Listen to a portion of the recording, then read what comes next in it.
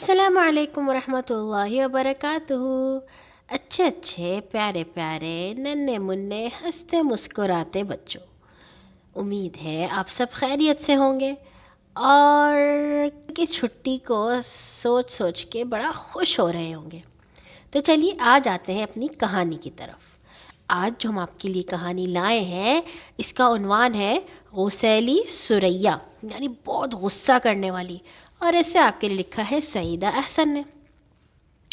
ثریا سخت غسیلی لڑکی تھی، بات بات پر اسے غصہ آ جاتا اور وہ ایسی حرکتیں کرنے لگتی جو بعد میں اسے سخت پریشان کرتی۔ غصہ ضبط کرنا تو اسے آتا ہی نہ تھا۔ ماں باپ، بہن بھائی، رشتہ دار، ہمسائے، غرض سب اس کے غصے کی وجہ سے سخت تنگ آئے ہوئے تھے۔ ادھر ذرا سی بات اس کی مرضی کے خلاف ہوئی، ادھر اس کا چہرہ لال بھبوکا ہو گیا اور غصے میں جو منہ میں آیا بغیر سوچے سمجھے بکنے لگی۔ ماں باپ لاکھ سمجھاتے کہ بیٹا غصہ حرام ہے، غصے میں انسان جانور بن جاتا ہے، اللہ تعالیٰ کو بالکل ایسے لوگ نہیں پسند جو غصے پر قابو نہیں پاتے۔ مگر ثریا کو تو یہ بات سمجھ ہی نہیں آتی تھی کہ غصے پر کس طرح قابو پایا جا سکتا ہے۔ ایک دن ثریا اپنی سہیلی کی شادی پر گئی، رات دیر سے واپسی ہوئی۔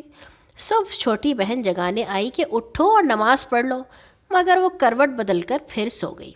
تھوڑی دیر بعد سلمیٰ نے پھر آ کر ہلایا، باجی نماز کو دیر ہو رہی ہے، جلدی سے اٹھ کر پڑھ لو، پھر دوبارہ سو جانا۔ ثریا کو بہت غصہ آیا، کر کے پھر سو گئی۔ سورج نکلنے والا تھا۔ سلمیٰ گھبرائی گھبرائی پھر کمرے میں آئی اور ڈرتے ڈرتے کہا، ثریا باجی۔ بس پھر کیا تھا، ثریا غصے سے آگ بگولا ہو گئی اور تنک کر بولی، خدا کے لیے 2 گھڑی آرام تو کر لینے دو، رات 1 بجے گئی آنکھ لگی تھی۔ سلمیٰ چپ چاپ چلی گئی۔ ثریا خفگی سے اٹھ کر بستر پر بیٹھ گئی۔ اس کا دل چاہتا تھا کہ سلمیٰ کی چٹیا پکڑ کر گھسیٹے۔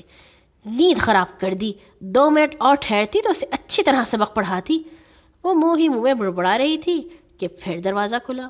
بہن کو جاگتے دیکھ کر سلمیٰ مسکراتی ہوئے اندر داخل ہوئی۔ باجی چلیے ناشتہ تیار ہے، اسکول کا بھی وقت ہو رہا ہے۔ ثریا خاموش رہی تو اس نے آگے بڑھ کے بہن کے گلے میں باہیں ڈال دیں۔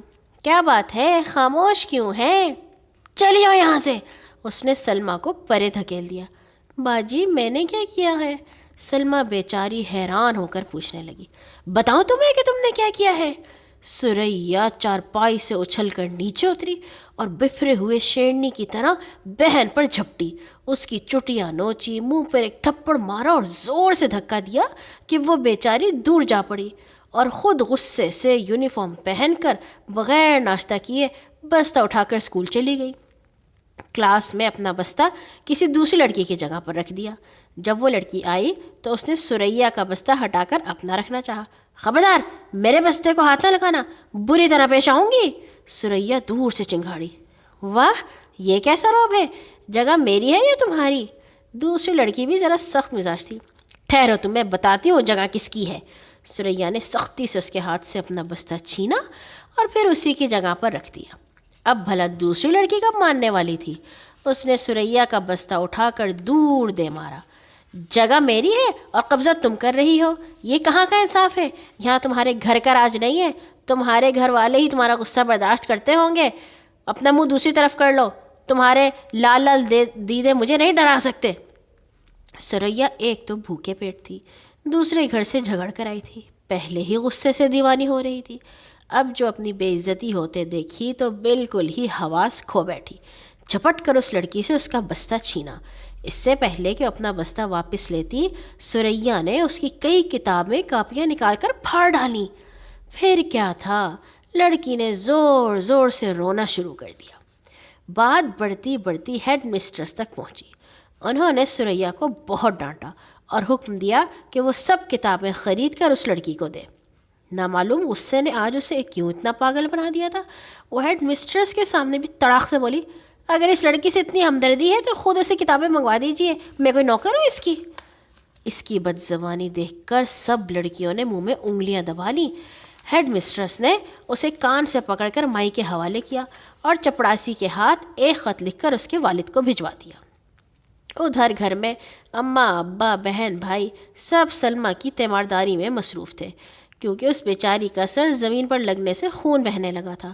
نچے ہوئے بالوں کا گچھا بھی فرش پر پڑا تھا، گرنے سے ہاتھ بھی دوہرا ہو گیا تھا۔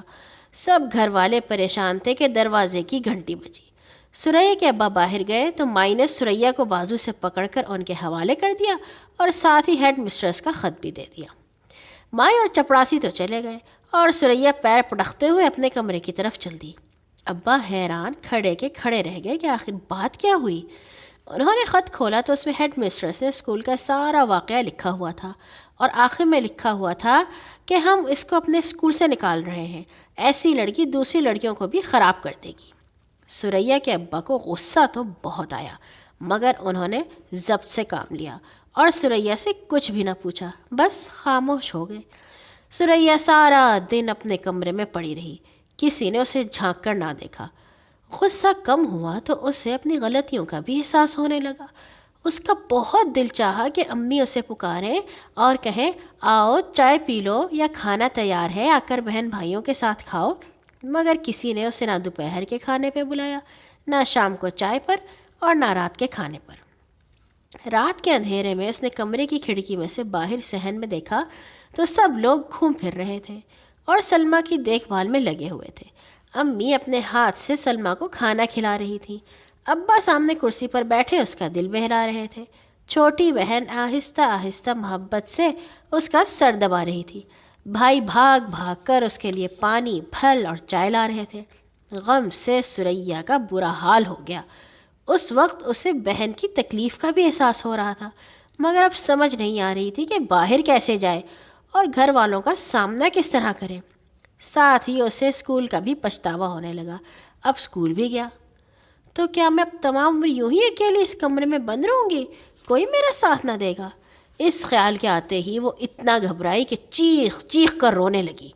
اس کے رونے کی آواز سن کر سب گھبرا کر کمرے کی طرف بھاگے۔